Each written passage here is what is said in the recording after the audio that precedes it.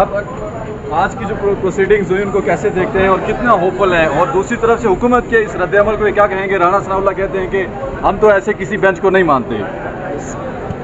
حکومت کی یہ حالت گرمی ہے اور بڑی زیادتی ہوگی کہ ایسے یہ کہہ رہے حکومت یہ کہہ کہ سپریم کورٹ کا بینچ ہے 7 ممبر بینچ ہے اس کو مانتے ہی نہیں. یہ میں نے کبھی سوچا ہی نہیں تھا زندگی میں. اتنے یہ ڈھیٹ اتنے یہ لوگ آ کے کھڑے ہوئے ہیں اور سپریم کورٹ کے سامنے اکڑ کے کھڑے ہو گئے ہیں جس حالت میں وہ میں کہہ نہیں سکتا. اور یہ میں نے کبھی سوچا بھی نہیں تھا کہ پاکستان میں وزیر داخلہ، وزیر دفاع، وزیر اعظم اور ان کا جو اوپر سرپرست ہے وہ مطلب اس طرح کہہ رہے ہوں گے اور سپریم کورٹ کے ساتھ کے بارے میں یہ باتیں کر رہے ہوں گے. یہ قیاس کے بھی بات ہے. سپریم کورٹ کے باہر طارق صاحب نے گفتگو کی ہے، الزامات لگائے چیف جسٹس صاحب پہ سماعت کے حوالے سے. درخواست کی ہے کہ فل کورٹ بنائے. ہم نے درخواست کی ہے کہ فل کورٹ بنائے. اگر فیصلہ ان کے خلاف آتا ظاہری بات ہے، صاف نظر آ رہا ہے کہ وہ تسلیم نہیں کریں گے. اگر وہ تسلیم نہیں کرتے آپ نے کہا سر وہ یہ فیصلہ مانیں گے؟ ان کو اگر کورٹ نے ڈسکوالیفائی کر دیا تو پھر کیسے کاغذات دے دینا، آگے سے رستہ دے دیں. تو کچھ کرنے کی ضرورت نہیں ہے. اگر انہیں کنٹمپٹ انہوں نے کی، کنٹمپٹ پہ سینٹنس کر کے سنا کے ٹل دی رائزنگ آف دی کورٹ بھی جائے، یہ بھی جائیں، یہ ڈسکوالیفائی کر سکتے ہیں سر. ہو جائیں گے یار. یوسف رضا گیلانی نہیں ہوا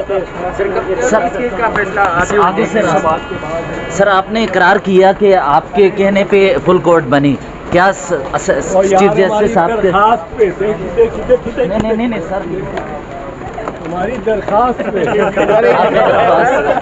اور ہم نے ہو پائی ان کی بحث، اس میں انہوں نے استدلال دیتے ہوئے دونوں ہی چیزوں کا جو ہے وہ آئین سے متصادم قرار دینے کی استدعا کی کہ آرمی ایکٹ 1952 کا دفعہ 5 کی شق نمبر 1 اور شق نمبر 2 دونوں ہی انہوں نے کہا کہ یہ اس سے متجاوز ہیں، بنیادی حقوق کے متصادم ہیں، اس لیے آرٹیکل 8 آئین کے تحت ان کو کالعدم قرار دیا جائے.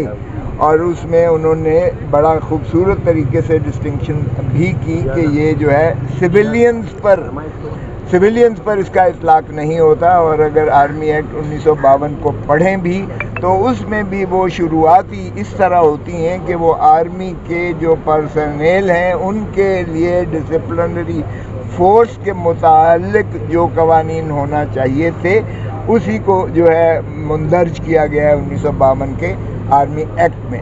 اور یہ جو دفعہ 5 ہے اس وقت 5 کی شق 1 اور 2 یہ اس میں اوریجنل مسودے میں یعنی جو 52 کا جو مسودہ تھا اس میں یہ شقیں موجود نہ تھیں. یہ 1966-67 میں لائی گئی ہیں اور 67 میں لائی گئی ہیں. اور یہ 67 کا اگر 1967 کے اگر سیاق و سباق کو دیکھیں تو یہ جو ہے ایوب خان صاحب جنرل ریٹائرڈ ایوب خان نے جب محترمہ جو فاطمہ جناح سے الیکشن ہارا تھا تو عوام میں ایک بہت زیادہ ایک اس کا اشتعال تھا. اور پھر 65 کی جنگ کے بعد بھی ایک بہت زیادہ اشتعال تھا عوام ناز پاکستان کی عوام کے میں. اور پھر اسی لیے یہ 1967 میں یہ شک ڈالی گئی تاکہ سویلینز کا بھی گلا دبا کر ان کے اوپر ایک ایسا خوف طاری کیا جائے کہ ملٹری کورٹس میں ان کو سزائیں دلائی جا سکیں. تو یہ اگر اس سیاق و سباق میں بھی دیکھیں تو بھی یہ اور یہ سارے 1952 کا جو قانون ہے آرمی ایکٹ اس کے سیاق و سباق میں یہ سموئی جا ہی نہیں سکتی ہیں کہ سویلینز کا ٹرائل جو ہے آرمی ایکٹ کے تحت. آج بار جج صاحبان نے پوچھا کہ بھائی یہ اس کی ابتدا کیسے ہوتی ہے کیونکہ ضابطہ فوجداری میں تو ابتدا FIR کے 154 سیکشن سے ہو کر 173 تک جاتی ہے اور پھر کمپلینٹ ہو تو پھر وہ 200 سے ہوتی ہے اور 190 میں جا کر اور 265 میں اس کے ٹرائل کا پورا پروسیجر ہے کہ اس کی ابتدا شروعات کیسے ہوتی ہیں، تفتیش کیسے ہوتی ہے اور تصدیق کیسے ہوتی ہے اور پھر عدالت کے پاس جاتا ہے. تو آرمی ایکٹ میں کوئی ایسی چیز نہیں ہے. سو اس لیے اس کا جو ہے انہوں نے اس کی استدعا کی کہ اسے کالعدم قرار جائے.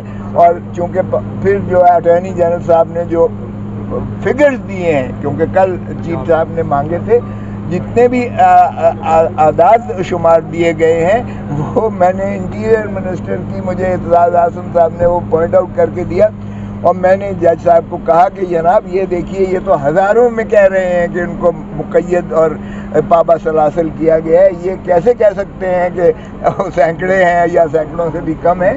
تو انہوں نے بہت ہی اس کو منیمائز کرنا کی کوشش کی، اور اس لیے چیف صاحب نے اٹارنی جنرل کو ایڈوکیٹ جنرل کو بلا لیا ہے اور سوموار کے لیے رکھا ہے، انشاءاللہ سوموار کو پریس کانفرنس کی، اس پہ آپ کیا کہتے ہیں کہ جس طرح للکارا ہے انہوں نے؟ وہ اس قابل ہی نہیں ہے کہ میں ان کا جواب، اور ہے بھائی کس کا طارق اس قابل ہے ایسا طارق صاحب؟ سر عرفان کا ملٹری کورٹ سے خلاف آتا ہے تو فیصلہ نہیں مانیں گے، ملٹری کورٹ میں کیس چلے.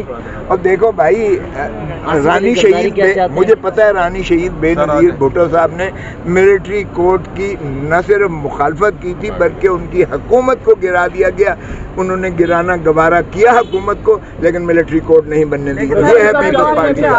زرداری صاحب کے ہاتھ میں